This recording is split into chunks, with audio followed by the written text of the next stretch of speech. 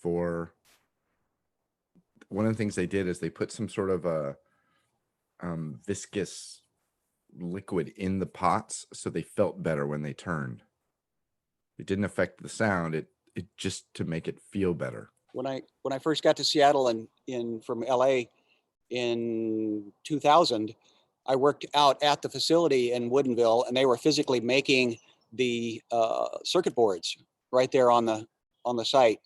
And it was a fun company, but Greg still couldn't figure out why it took 6 days to make a 30-second commercial. 1 minute.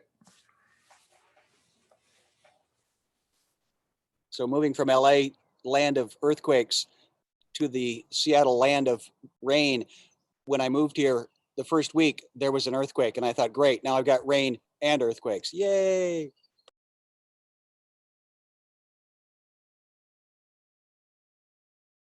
I saw in the chat, someone's got a Tapco. I used to actually have an old rack mount big knob Tapco mixer before Mackie was even around involved. It's crazy. You mentioned the recording thing. I've got a recording button that's showing flashing here, but I don't see where I control that from here. I don't want to record this. So is that because you guys are recording it, or? It automatically records on our end. Okay, so, but the recording flashing that I see here is not my end; it's yours. No, only if it's against your name. Don't worry about it too much. Just we're just letting you know.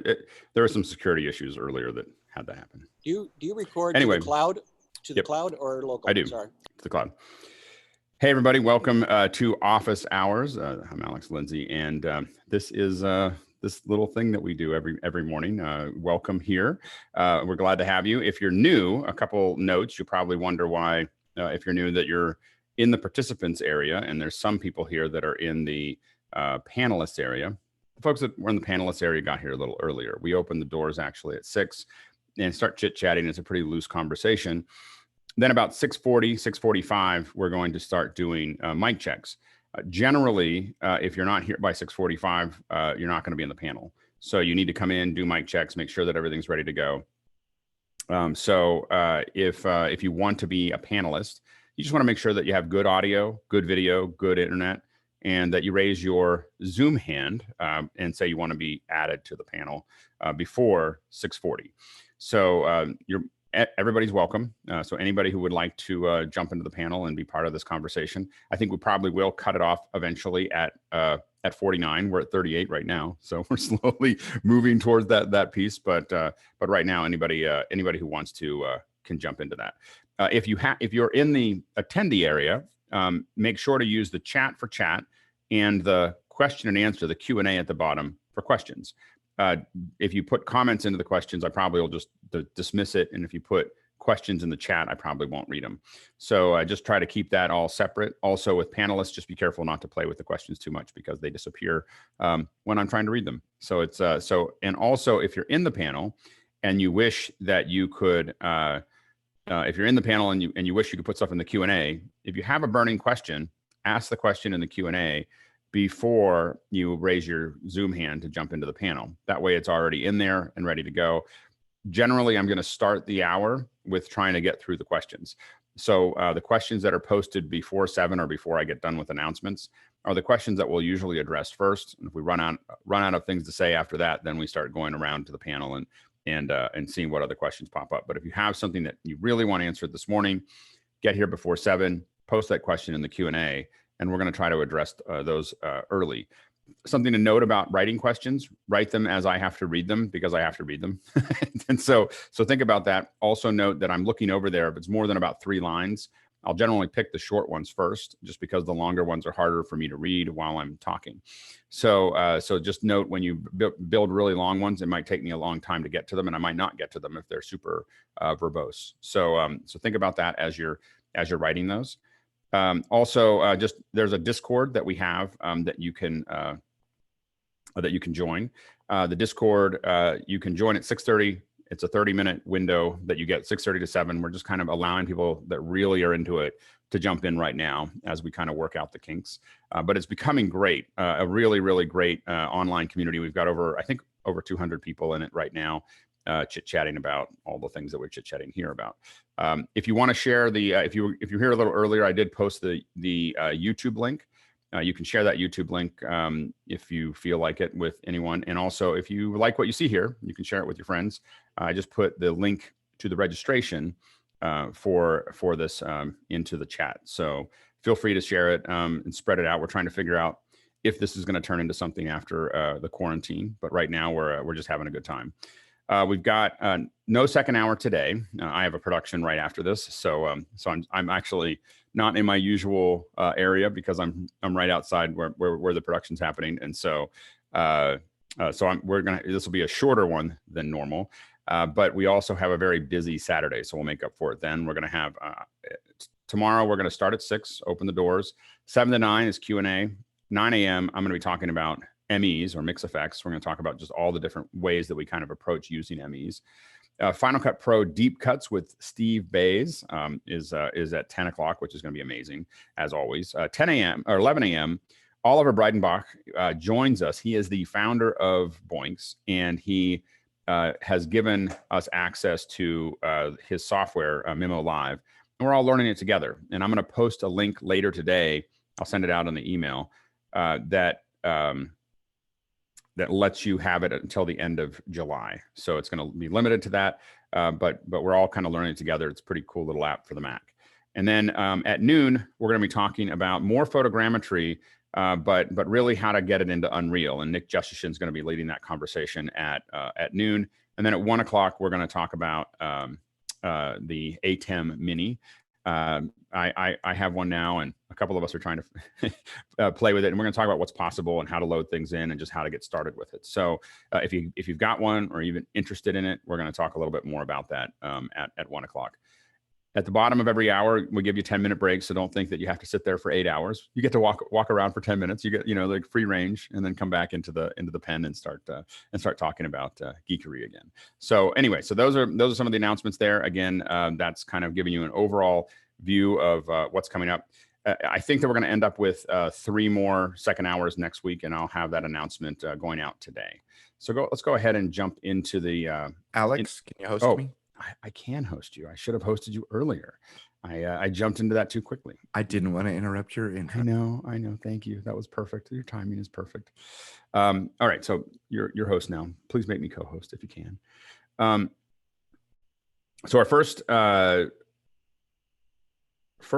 question is from, and by the way, if you are a panelist, I think if you're a panelist, you can do this, but definitely if you're an attendee, if there's questions that you like, and that you see in the Q&A, definitely thumb them up, because that'll kind of sort them out for me to kind of play with it. So, you can definitely order those as well.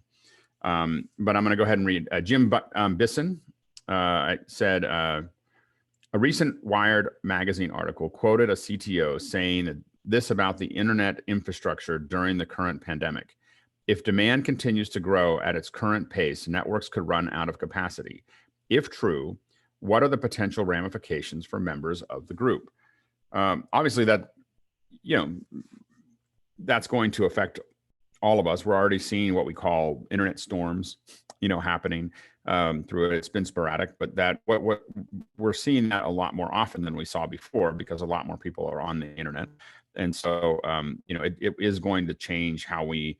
How it affects us it's going to change how we do a lot of these things. It takes a little while to keep on building that infrastructure, but the infrastructure is not really falling apart for the most part at the edges. It is to some degree, but those things are being worked on a case-by-case basis. I know that Comcast is running around adding capacity everywhere, as a lot of this stuff goes through. I know some people were upset. I was on Mac Break and talking about this and saying, the infrastructure is reaching its outer edge, and people are like, that's not true in their chat room. And I was like, yeah, it is. I mean, I'm talking to a lot of people, and they're like, yeah, it's getting pretty close. We're starting to run out of, and that's why we have to have less video. We have to remember that video is generally more than 50% of all the traffic by volume going around the internet. So it definitely is putting more and more pressure on that system. So, I don't think that running out of capacity means that everything's going to turn off. It just means that we're going to have to deal with, constantly increasing that capacity. I am a proponent of you know, a WPA kind of level growth. You know, if we want to grow the country after this, or grow a lot of our economies after this, what we should be looking at is, you know, building basically the highways of, you know, from the 50s. We need to build that for internet, you know, and so we haven't really done that. And, you know, I don't think that I'm generally let the private sector do this, but the private sector has completely failed us. And, you know, and so we either need to encourage them to move faster. I think that encouraging them to move faster with the stick of, we will take this from you if you don't figure it out, would probably fix a lot of these things. and I would start with pole access. Like, that is the number one thing that we need to get rid of, is pole access. So if you guys don't know what pole access is, it is AT&T and Verizon and everyone else puts up their stuff, and then they won't let anyone else touch the poles. And while legally they're required to do it, they hang it up in legal wrangling for decades. You know, and so you can't. I have friends that own ISPs that just can't get out there because they can't get pole access.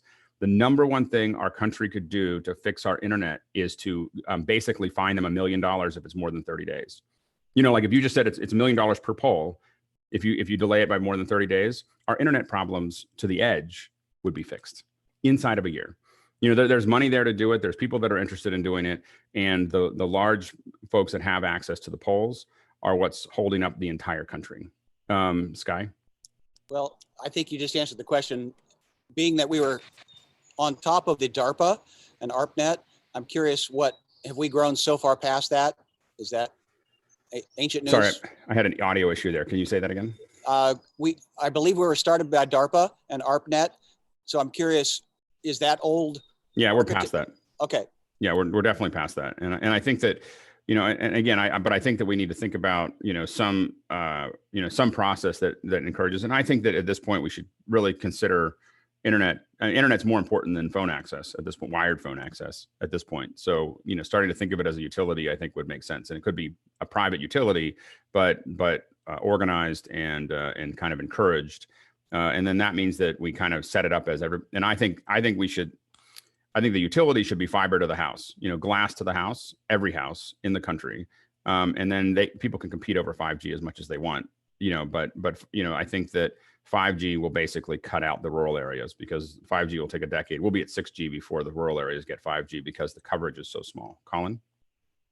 Massachusetts actually maintains a statewide pole life cycle management database, which addresses some of the pole access issues. It was primarily implemented in order to facilitate reduction of duplicate poles, because they had lots of places where a pole was full and they'd put up another pole 1.5 feet away and not migrate everything over. But it also manages, like I said, the entire life cycle of a pole and access and management of that pole. It's very slick. I haven't seen it in any other state, but then again, I haven't really looked. But I think the first thing to do is really get aggressive about taking the anti-competitive behaviors from the major stakeholders, taking away their tools to slow things down. You know, that's what you know, and I think that we can talk about the generalization of, you know, the government coming in and doing more. But I think the first thing we can do is just basically take away the tools that they're using to slow down our internet. Because that's what they're doing. This system actually improved I'm saying transparency, so that you could actually look and see who's slowing something down and go after them specifically. Yep. There were actually fines in place. Yep. To the extent where, in my case, we were trying to get a pole moved that was too close to a driveway and prevented right turns out of the driveway. Right. And so, but the important thing I learned from this was, after a month of reading about it and studying and finally figuring out who I needed to talk to get action, I talked to that person. The next day, a crew was out there fixing it, and the foreman of the crew handed me 3 cards and said, if you ever have a problem, call me. That's great. No, absolutely. The government. It was a phenomenal workflow. That's so great. I don't know if it works in any other state, but it's great in Massachusetts. That's great. Mickey, and then Chris, and then we're going to move on. When, like, with regards to like networks of corporations and facilities, it's with all the changes that are happening, it's time for changes in terms of budgets and efforts to be shifted as well to IT. because like you don't have to maintain the physical facility that much anymore. Your facility is now on the internet. Right. Well, that's what, and I think that's where we're going. So I think that'll be, I mean, where it's going to go. Chris. I've heard the argument about pole access before, and when I hear you explain it here, it makes perfect sense. What could we do how do we go about lobbying, making something like that happen? I mean, I think that I know you have some political background. What can we do? I mean, we could sit here in this room of 200 people. What I do is I talk about it occasionally on Twitter, and I think all of us can do things like that, where we either, if you see me do it, then like it and reshare it. If you do it, then we like it and reshare it, but constantly talking about it. What happens is I find the most effective way to move things along is use the social networks as a way, and the Russians are really good at this as it turns out, but use the social networks as a way to move thought processes. It's a lot easier than calling. It's a lot more efficient, in my opinion, than calling your representative or whatever. They don't know what to do with that. And so, 100 calls or 500 calls or whatever, what you want is you want to get out in front of folks that might see it, and then then what happens is a tweet that gets reshared a lot or whatever ends up in front of someone in Marketplace or NPR. Then they go, I didn't think about poll access. And then that becomes a thing, and then that becomes a thing. But, so the social networks can be, when used, can be super effective at kind of moving ideas forward. There's definitely I'm not nearly as random as I look on Twitter. So that's all I'd say. Let's make a 60-second video explaining it that we can all tweet and share. And I'll talk to my friend. What I'll do is let's do that. Like, if I went back and just took your poll access rant from 5 minutes ago. Right. The telcos hate to be in the news as well. So if you complain and write letters, that's what happened here in Canada, because it costs billions of dollars to go across some areas that have no connection, and now they do it. So Canada makes the United States, look like a superhighway. The internet there is just the worst. Anyway, I mean, it's so expensive to get so little. Yeah, it's so little. Anyway, Sean Johnson said, I was doing an event where the main talent was connected on Zoom. They had a bandwidth problem, and their picture suddenly reduced in size on a black screen. Anyone ever seen anything like this? Had a PC connected to a switcher through a decimator. Zoom will do all of these platforms will become very unpredictable with bandwidth problems. I mean, that's the thing that so the number one thing when we're prepping remote hosts and guests and so on and so forth, and for Hangouts and then for Zoom, we probably prepped between 4,000 and 5,000 people. Number one thing that we worry about is their internet. The first thing we want to know is, do they have fast enough internet reliably to do that, to connect? And we want to see bare minimum of 5 megs a second. And then we want to see what we're looking for is 10 megs a second up. We don't care about their down. I mean, the down is important, but it's always almost always faster than the up. So we're always looking for that. The next thing we want to do is we want to get them off of their Wi-Fi and onto, now I'm coming to you on Wi-Fi right now because of where I'm at, but we want to generally get them off of Wi-Fi and onto hard lines as fast as we can. When they have lower bandwidth, the latency and the issues with Wi-Fi will become worse. So there's issues where you'll see me talking every once in a while, and I'll freeze for just a moment, and you'll hear me blip up. That's what we call a microstall, and that's coming from the Wi-Fi. Now, because I'm in kind of industrial area, it won't happen that often here because I don't have that many configurations changing around me. So the first thing we want to do is get the internet to be solid. Then we want the Wi-Fi. Now, after that, our order is we want to have really, really good audio. Then we want to have good lighting, and then we want to improve their camera. And those tend to be the things that we worry about. The audio is the most important piece. That's why, even though I moved, I still have a good microphone on. Because I'm very worried about making sure you can actually hear what I'm saying. So those are the audio. The internet is number one, audio is number two, and then we try to do the best we can with, we try to improve video as much as we can. Right now, that's hard.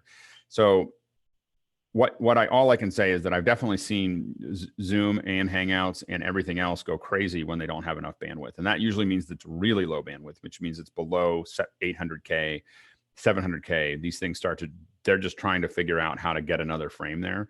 But reducing that resolution is one of the ways that they'll handle it. Michael Tucker.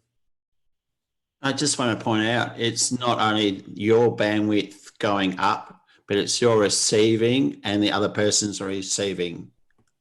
It is to some degree, but I mean, the most important thing is your bandwidth going into the cloud. I mean, they're receiving, I mean, obviously is important, but if you're seeing it break up in Zoom, it's generally the ingest into Zoom that if everyone else looks fine and you look and that person looks broken up, then it's their ingest, so it's just a matter of comparing those variables there. Now, if it's just a one-to-one, it can be there. You are right that if you have unstable downlink, it could affect a lot of things, but a lot of times, especially when it's changing resolution inside of that frame, that's typically the reflector having issues with what it's getting.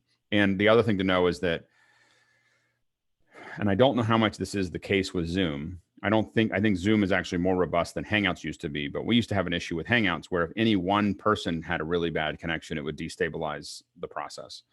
So actually trying to sync those up with higher latency and lower latency could cause the entire thing to become less stable, which is why we really pushed pretty hard to not do that.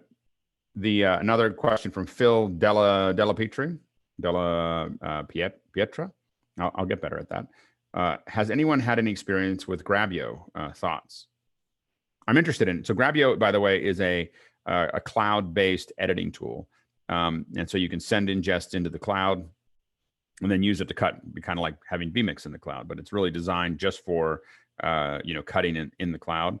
And I haven't, it's on my list of things to do, is to test it, especially now that I think it was brought up in our conversation with Elemental about the idea that you could have multiple links pushing content up to Grabio and then pushing it out.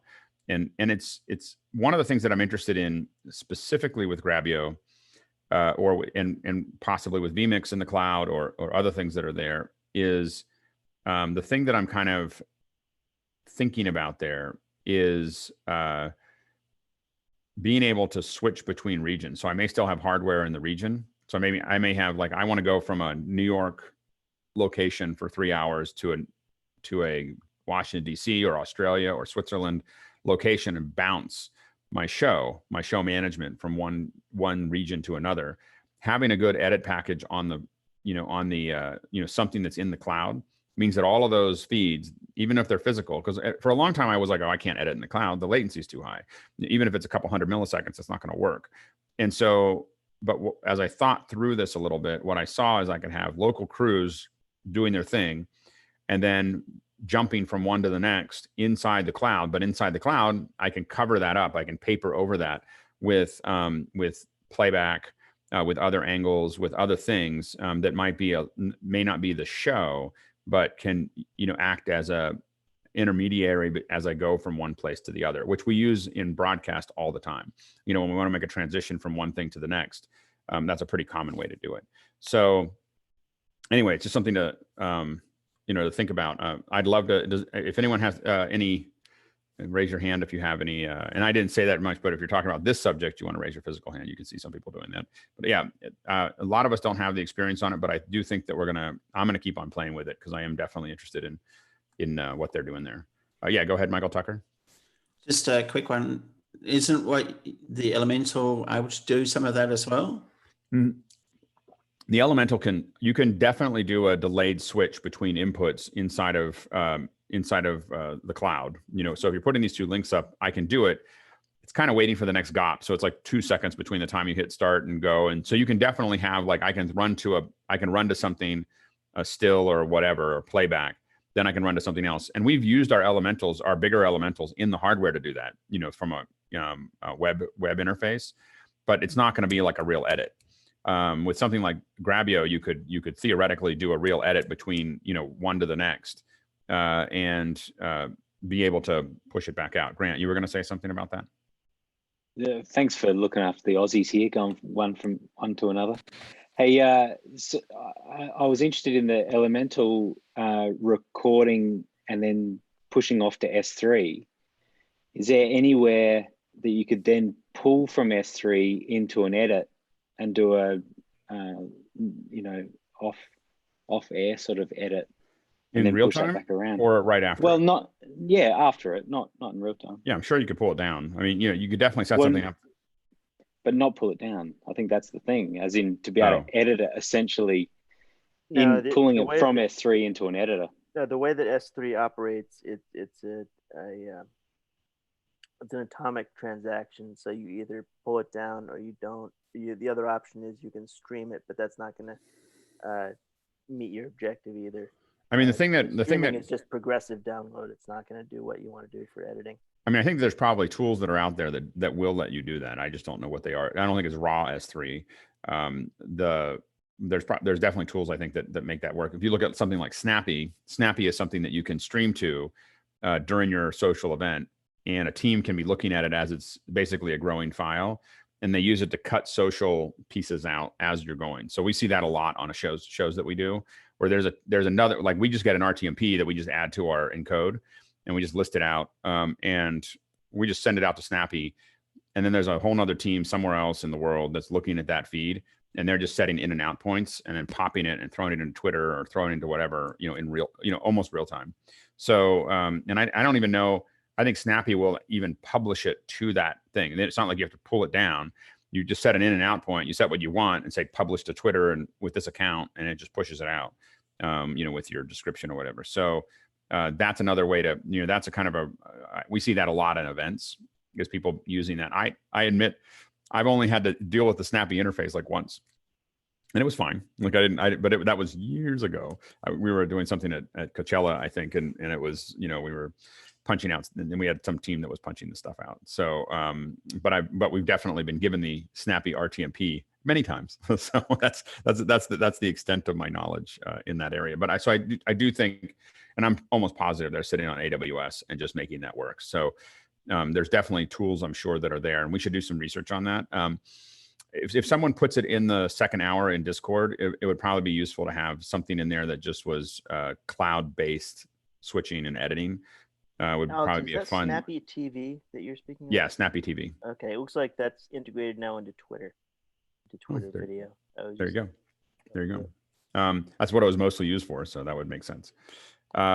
Steve Buchan said, any experience with Corsair's Elgato's Keylight Air, temp, flicker, etc. Anyone monkey with the Stream Deck APIs to allow remote management of Stream Deck lights? Looking to build originated kits for execs at home. That's a great. So I think the question here that we're looking at is, can you set up the Keylight Air and be able to control color, intensity, etc. remotely through a Stream Deck? Has anyone? I lean towards Jason. All right. Or Leland. Yeah. The Stream Deck guys. Jason take that first. You'd have to do some really fancy port forwarding, and it seems to me like a completely terrible idea, especially because the color is not going to be the same on the opposite side, because it's not like you're right, but you're not right. You're right for record, but one of the things that I do a lot is I'll tune my color. Like, so for instance, the color I see on my Blackmagic, monitors that I have in my office are different than what you see in Zoom by a lot, and I'm not sure exactly what's going on there. So when I do my color correct, I open up Zoom and I look at how do I look in Zoom, because if I look good on my monitors, I'll look really red on Zoom, and I don't know exactly where that's coming from, where that transform's coming from, but it is something. So being able to see on the other side, going through it, obviously you hope to get your best option. You would have a calibrated monitor using, some kind of, reader. And so the monitor that you're looking at is calibrated. So you know that the color you're getting is most likely pretty close to the right color. And again, when we're talking about online video, we're talking pretty wide range of acceptable. But I do think that being able to do, I think you're right. The color would probably be something that we couldn't fine tune, but I do think we get pretty close, like daylight versus, indoor. But I also think that intensity, we can tell a lot of, like how intense the light should be and what they should look like. And I do like, we've been thinking about lights a lot, to the point where we were trying to think about DMX controllers that we can use over the internet. Where I would think about doing that, by the way, is with a cloud VPN. So the one we use is Meraki.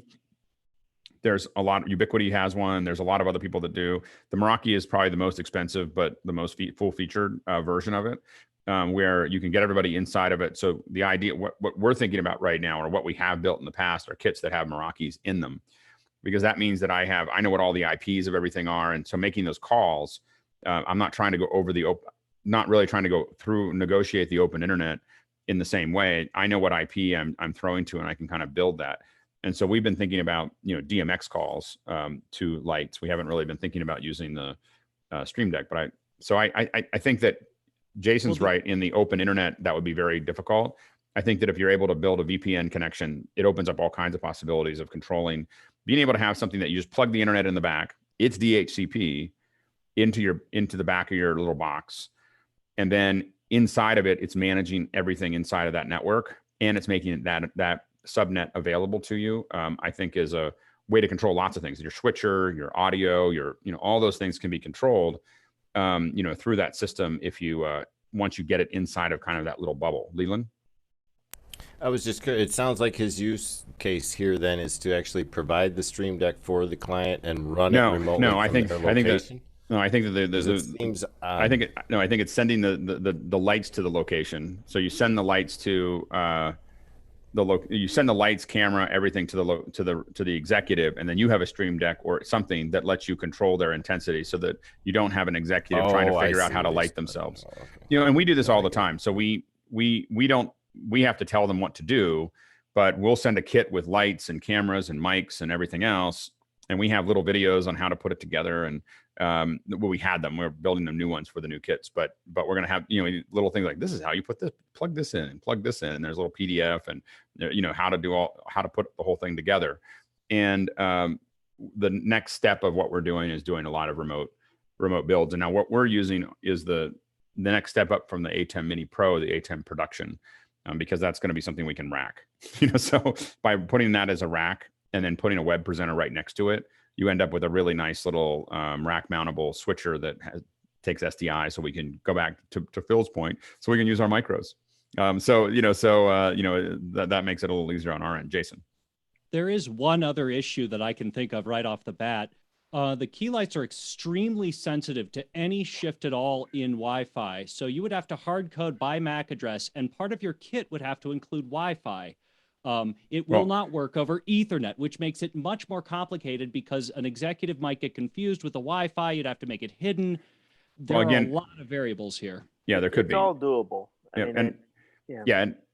think you're right. And I think that with the Merakis, by the way, when we send them out, we send out the MX, the MXs that have Wi-Fi in them. So they just provide their own. And again, it's inside of that process.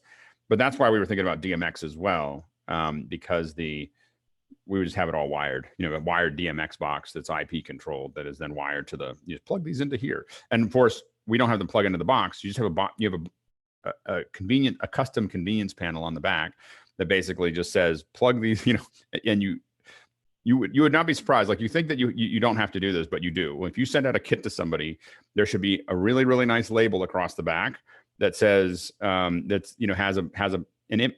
what it is, and a cable that has exactly the same name. People make a mistake if they want to call the cable and the input, and then say, put this one to this one. No, you put same name on both of them. All you have to do is match the names, match name, and you plug it all in. And it makes it, infinitely easier. And if you want to charge people a lot of money for it, have those little plates etched, just in case you're wondering. Etching is not an expensive thing to do if you're going to do a couple of these. And people are really impressed. It's amazing. Like, you can cobble things together, but we should never underestimate the power of presentation. It's not just cobbling it together. It's cobbling it together and people getting it and going, ooh, that looks very nice. That sells a lot of things. Sky? I was curious, do you also send out a hotspot?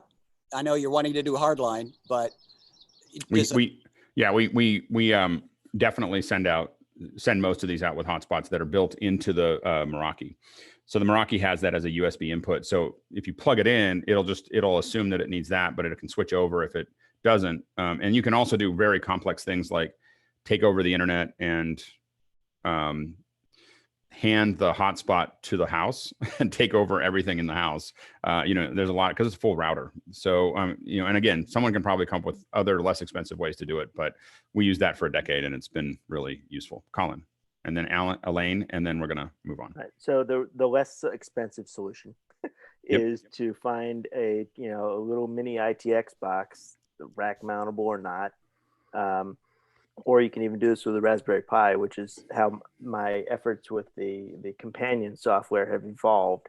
I'm now just doing a straight Raspberry Pi with OpenVPN. So I have a VPN endpoint running Docker, and then I can spin up whatever software stacks I want for each use case, which might include companion or an ERP, a production ERP system, which I'm working on, and other things. But the point is, you can push anything you want to it.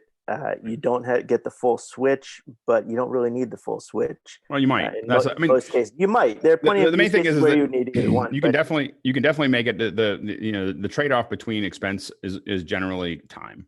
Like if expertise and time. So if you have the expertise and time, then there's a lot of cheaper ways to do it. If you have less expertise and less time, then there's more expensive ways that are you're just externalizing that time to somebody else.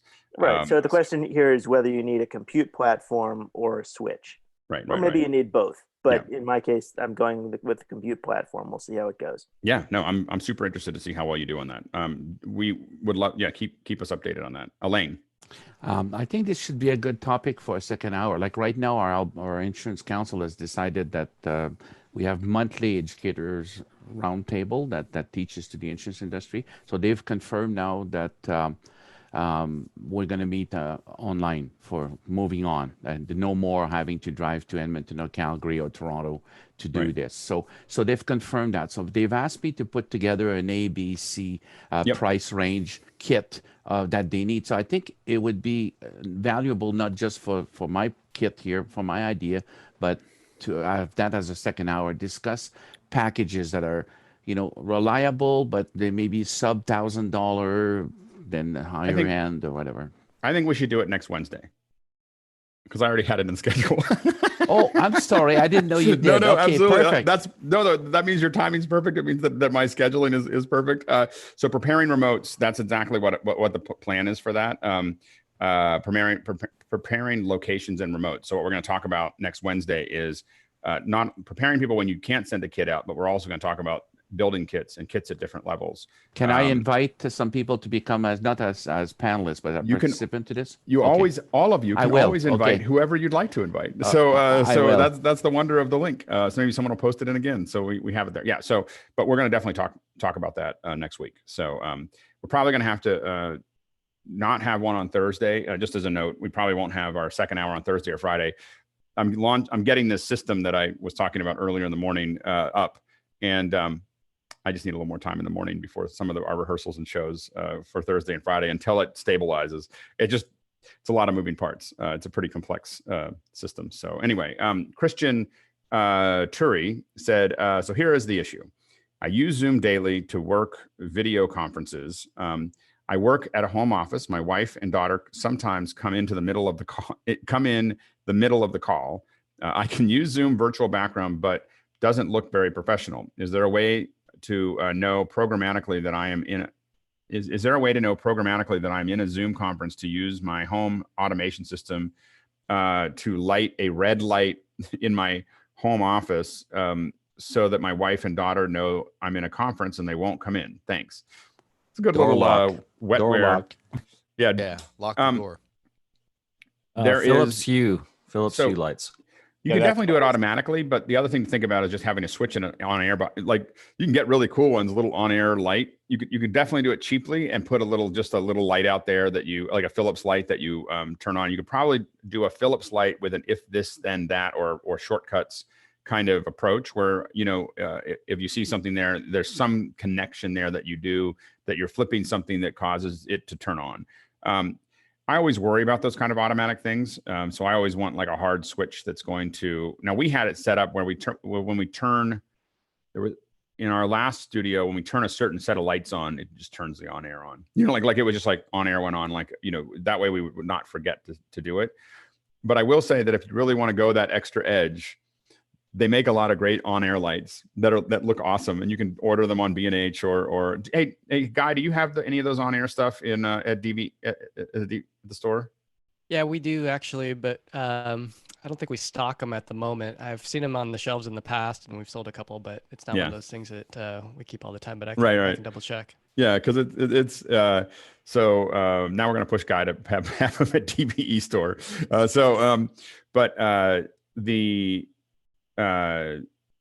The on-air ones are really nice, and they're very clear for your family that's there. Now, what I did to make sure that I actually thought about that when I put my office in, I rotated my entire, so my back used to be to my door. I actually rotated my whole office so that I'm facing the door, so that I was able to protect my back area so that no one's walking behind me, mostly my kids and my wife. The second thing is that I can look at them. If you ever see me kind of look over like this, I'm usually going like this. This is the hand signal. Like both my wife works on Zooms all day as well, but you won't see it. It'll be below camera. But if I go like this, that just means I'm in something. You just need to walk away. And my family's very well trained that if they see that, that is an immediate, I will go ballistic as soon as I get off this call if you do anything other than turn around and walk away.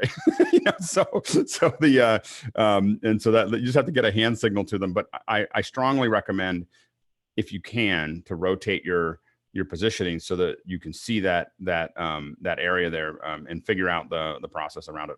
Alan. Yeah, just to add on to your Philips Hue and IFTT, a number of the YouTubers now, when they're live streaming, they have their super chat, which is a donation, plugged into it, and their Hue lights change color. So it's a play on your flamethrower idea. People see they can change the color of the set. You know, I can't understand. You know, I can't overstate the power of audience interaction. I mean, if you look at what we're doing here, there's 168 people that we're all hanging out with, and we're just chit-chatting because it's interactive. We're answering questions, we're talking to each other, we're having that interaction. And again, when I talked about the flamethrower of having 140,000 interactions a minute, because people realized they could make a flame come out of something if they voted often enough. And so I find, there's all kinds of things that we've designed that have the audience interact with. And I've thought of all kinds of things where you could build really complex things. When you think about the interaction between whether it's Raspberry Pi or really Arduino and all kinds of other things there, being able to convert comments, interactions, votes into electrical impulses kind of opens up this entire world of audience participation in the show. And so when you're thinking about shows, it is so powerful to consider, what you can possibly do, in that area. And just make a simple suggestion. You can get Wi-Fi controlled lights from Amazon that you can control with like your Echo. So if you just say, I'm on the air and light up 3 red light bulbs outside the door or something like that, you don't have to really invest in a lot of equipment. Yeah.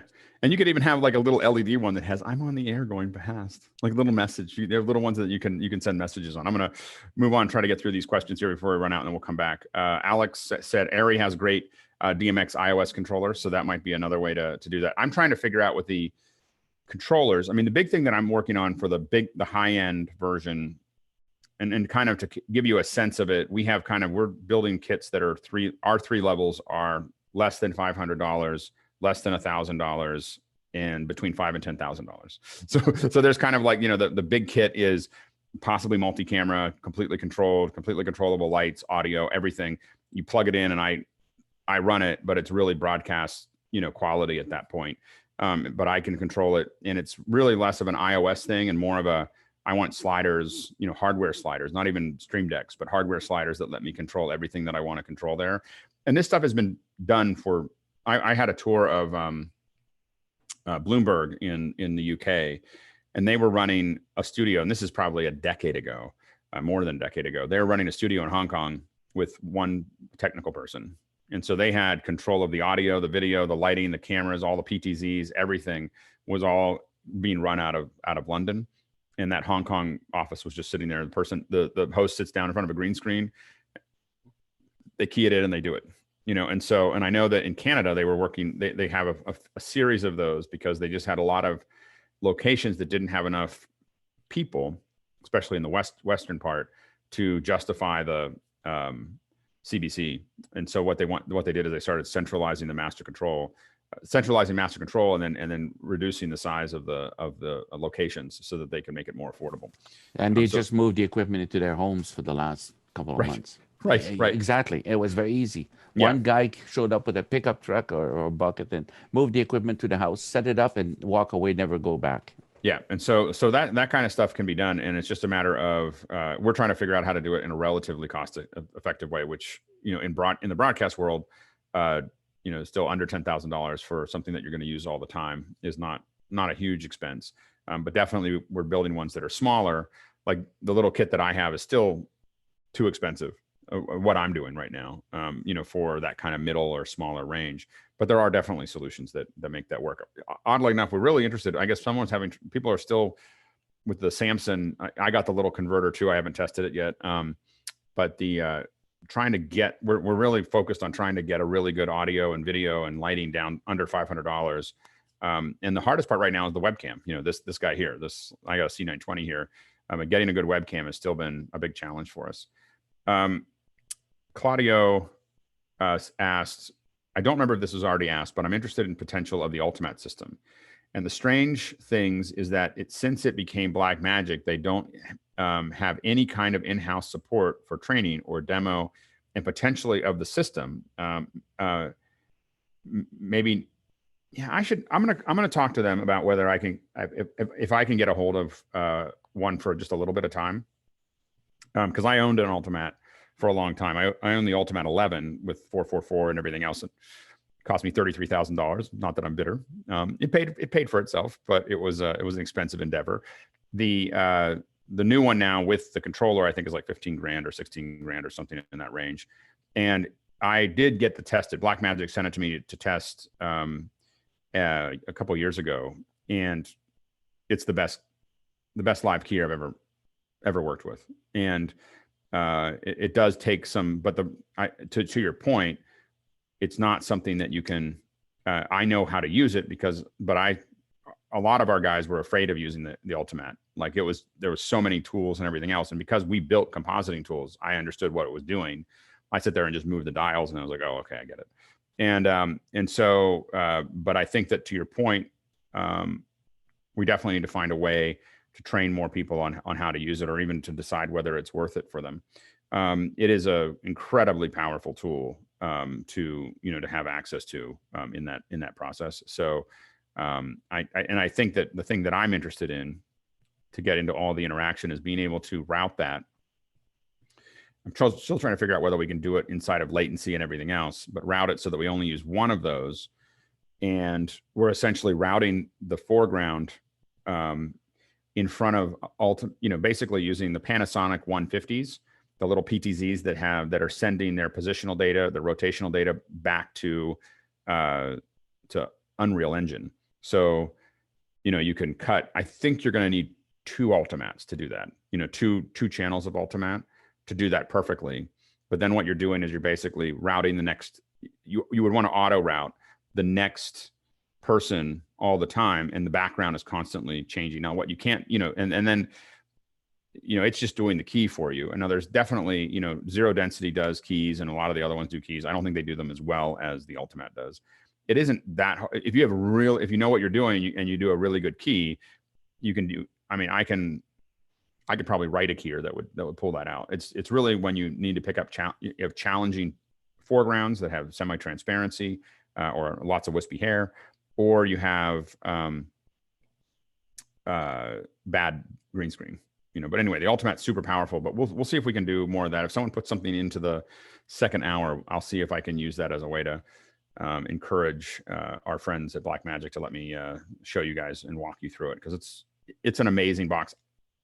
I will say that I'm getting a pretty good key from the advanced keyer I'm using the Constellation now, but it's also in the keyer that you get inside of the Mini. And that's one of the things I want to do on Saturdays. We're going to talk about keying on the Mini. I'm going to show you that the same key that I had in the with the Constellation. I'm going to show you the same key in the Mini, so we can just show what's the difference. There will be a little bit of a difference because it's a smaller. It's only 1080p instead of 4K, because keying in 4K makes it a lot better there. Michael Jones asked, can you break down your remote setup? My remote setup right now. So normally, if you haven't been here before, my remote setup is I usually have a less remote setup in my office. That's all it's.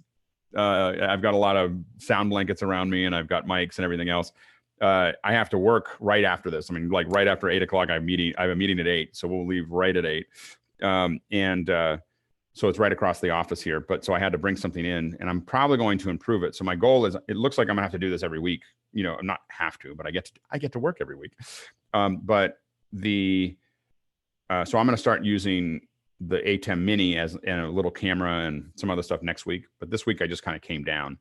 So what I have here is a C920. Now I have a very old, my laptop. I haven't invested in a new laptop for a long time because I was pretty bitter about not having my MagSafe.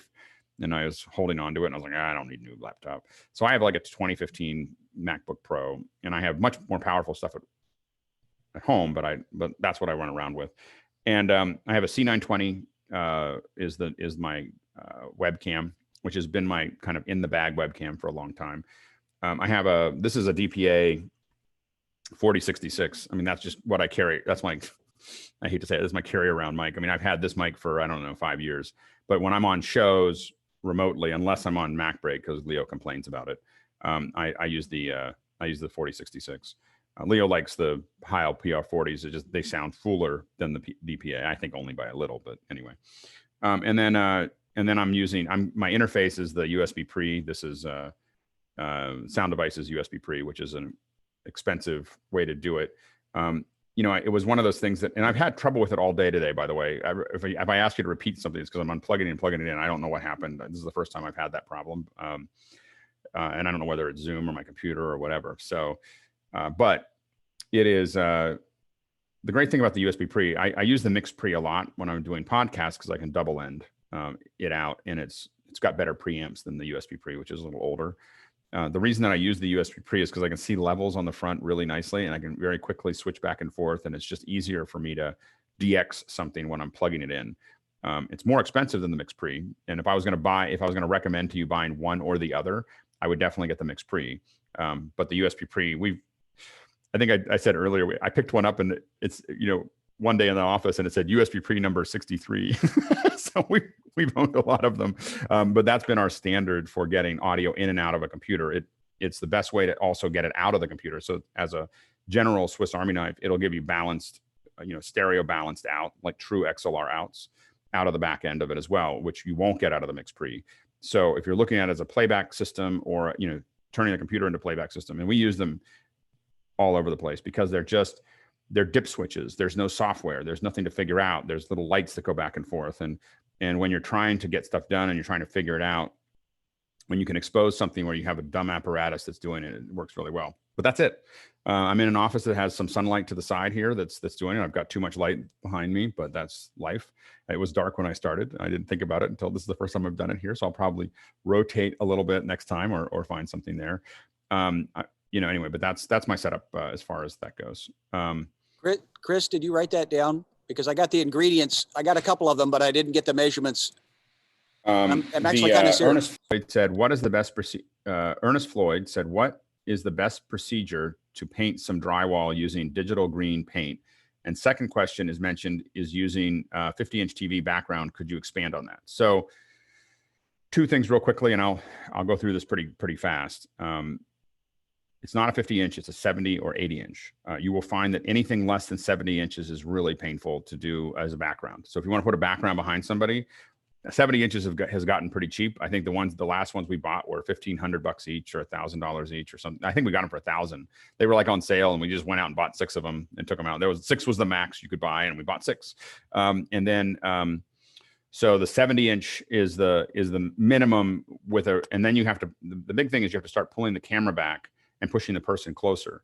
So at a 50-inch, the person would be, I don't think you could do a 50-inch. I don't think that would work. But a 60-inch, you're really like having the person right up against the screen, and then you get reflections, and then you start lighting the screen. And so if you want to get separation from the person to the back to the screen, and the other problem you get into when the person's too close to the screen, because the screen is in focus, you're going to see moiré, in the screen. So you have to be careful of that. So pulling the person away. The other thing that makes it work better is a Super 35 sensor. So a Super 35 sensor is going to shorten your depth of field. And by shortening your depth of field, it blurs out the background just a little bit. And you're trying to blur through that, through the pattern of the LCD or, LEDs. And so you want to have a little depth of field there. If you use a 2/3 or a smaller camera, you're going to have more trouble with that.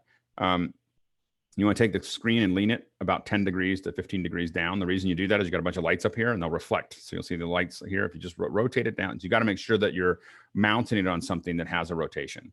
And at some point, when we're talking about setups next week, I'm going to show you behind the scenes photos of this stuff. So we'll talk about that. But just to answer that question really quickly, you'll lean this down just a little bit, and that's going to get rid of your reflections. And then you just want something that you can easily push new images into it. And it looks pretty good. You will end up turning that screen way down, 15%, 20%. Otherwise, you're competing with it with your lighting, and that can be more difficult. The big thing you see a lot of in inserts and the Sunday morning shows is that the screen will be more in focus than the person because, and that generally when it's really in focus and the person's out of focus, that's generally a green screen. So to get to your green screen, in the fastest way to answer that question is I typically put 2 to 3 coats of primer on. Then I match my digital green, which I'm cheap. So I buy a gallon of digital green, but it's expensive. It's like $80 or $100 a gallon or something for digital green from compositecomponents.com. I take that green and I take it to the hardware store and I have them match the green. So then I put 2 more coats of that matching green on, and then I put the digital green on. There's something still about the chemical process of the digital green. I don't know why it looks the same as what I'm covering, but it's not, and it keys better. So anyway, 1 coat and possibly 2 coats of the digital green, and you end up all those coats of green, and definitely make sure that you let it dry between each one. So for us to do that is a 4 or 5 day process to prep a wall.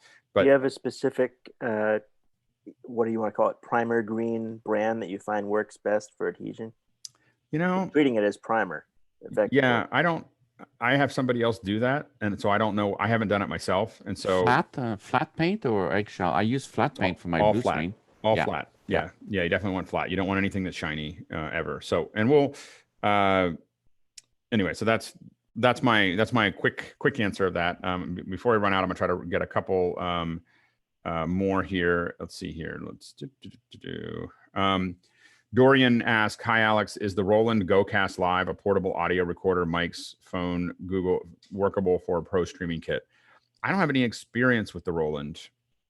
I do find them to be adventurous. I'm always like, wow, they really thought of something that's all, like it's not for most of us. I don't know anybody using Rolands, for their switching or anything else.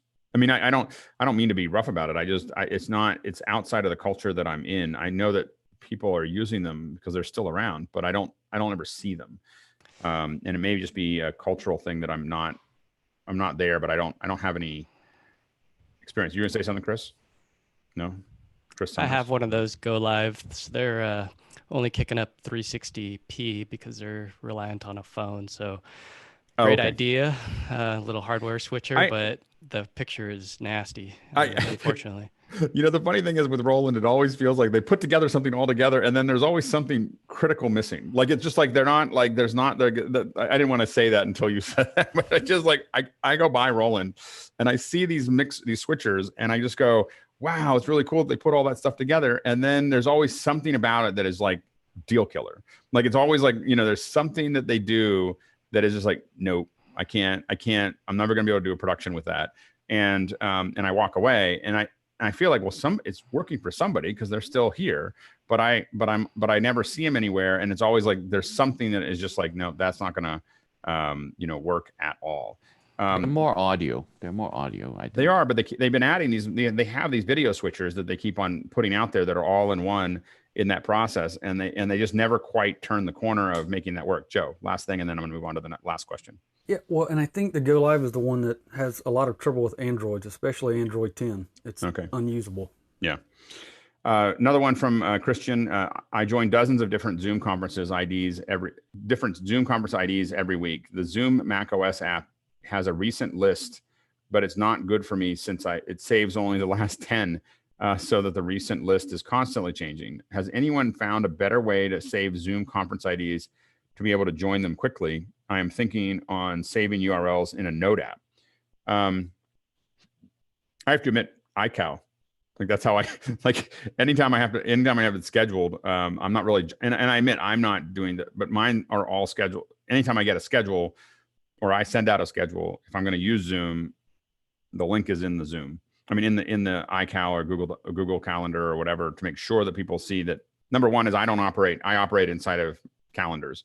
And what I mean by that is that if it's not in my calendar, it doesn't exist. Like if you don't have a calendar event with me, there is no chance that I'm going to remember that we're going to talk. Like it's not, it's like not even after 10 years of being calendar. Like if you work with a big, like a Fortune 5 company, someone will, while they're talking to you and asking you the date, you'll get a calendar event. Like they'll just put it up because it's so much part of their culture is to put calendar events in. And so what happens is your brain stops processing, stops keeping that in your head. Like it just doesn't keep things that you just look down at your phone and say what it is. If I misplace my phone, or if I don't have access to it, I have no idea what's going on because my brain is not managing that anymore. It's just letting my brain has been externalized to that phone. And so, so when I do that, you have to kick all the proper information in there in the right format.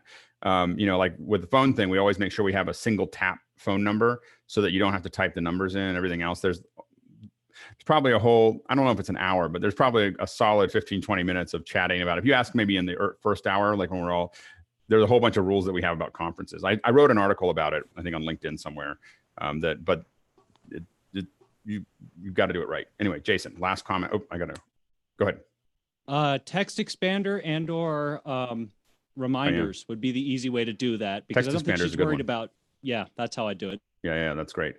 All right, everybody. As always, thank you. It's great seeing you guys. There was a little bit of like, oh, I don't know if I have enough time for this, but I was like, but I can't miss it. I can't miss it. I have to be here. So I had to hang out with my peeps. So anyway, I'm sorry we didn't have another hour. I could do this all day, but it has been as always amazing hanging out with all of you. Thank you so much for taking the time out and being here with us. And we will, tomorrow's the long day. Tomorrow we get to hang out together for up to 8 hours. So with little breaks, I promise. Anyway, but thank you so much. It's such a great time to have a conversation with you guys. And we come in early to get into the Discord. We'll still distribute at 6:30 on Saturday. We do not, if you're watching this on YouTube, we don't broadcast the weekends. So you got to be here in Zoom or just wait until Monday. All right. See you guys. Thanks, Alex. Thanks, Alex. Thanks, everyone. Thanks, Alex. Thank you. Everyone.